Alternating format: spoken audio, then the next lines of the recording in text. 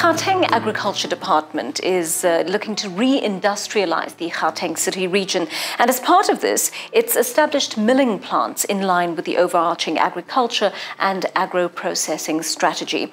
Now let's get more information on this from Chief Director Motlatjo Makaepea, who joins us in studio. Thank you so much for your time this afternoon, Mr. Makaepea. Just start for us, please, by telling us about these super grand milling and Randfontein Isigayo milling plants and what purposes they're essentially serving in the communities. The super grand milling as well as the Isigayo milling are part of the projects that are emanating from the Gauteng Agro-Processing strategy. The aim of the strategy is to increase agro-industrialization, to increase processing of raw agricultural materials that are coming out of the province as well as outside of our province. As a province, we are aiming to be the agro-processing hub of the country. So the aim is really to increase the economic benefits that are coming out of those raw materials, as well as increase the number of jobs that are coming out. So it's, in essence, it's economic transformation and creating opportunities for new entrants in the processing sector. In particular, with regard to formerly young black entrepreneurs, as well as entrepreneurs or agro-entrepreneurs that are in the peri-urban townships as well as in the rural farming areas of Gauteng and beyond Gauteng. Our agro-processing strategy has got a number of pillars, but there are key focus products that we are focusing on.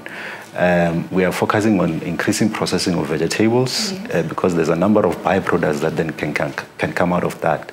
You can can the vegetables, you can chill like your frozen pack of vegetables, you can powder dry the vegetables, and as you do that, you're creating, you're unlocking opportunities, because you need different machineries for that, you need different packaging materials for that, so you're creating more opportunities along the value chain, and that results with increased jobs, that result with increased economic activities and revenue. The 5 areas that we are focusing on is vegetables and fruits, and then the second one is grains, and that is where the projects such as Isigayo and Super Grand were supported. And then we have the 3 other commodities of priority, animal-based commodities. It's poultry, egg farming, as well as chicken meat, pork, as well as red meat, livestock or cattle. Can I just ask you, you've spoken about these entrepreneurs, the smallholder farmers and emerging farmers that you're supporting. Who exactly do they supply? With regard to those that are in the vegetable sector, their first point of call is the fresh produce markets in Pretoria, in Johannesburg. We are increasing partnerships with private sector so that they can supply companies. There are a number of companies that we have been talking to together with our leadership, MECs, in order to increase partnerships. And then there are state institution markets. For example, the food banks, the hospitals, the school feeding programs. So as within Gauteng province, there are those efforts to say, let us increase the number of smallholder farmers who can access these particular markets. And there is a preferential procurement regulations at the moment that says at least 30% should be coming from this kind of SMMEs.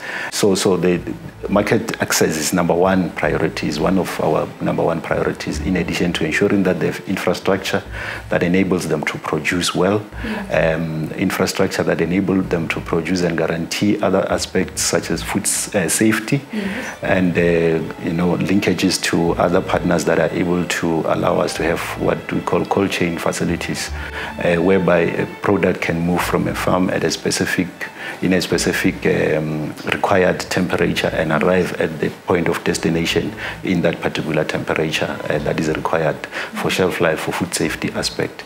Right. What for me seems really interesting and workable is this idea of agric parks. How exactly is it working? Is it as effective as it sounds in theory? Agri-parks, they are an innovation system, or if in simple terms, it's a clustered agricultural infrastructure, which is meant to support with production.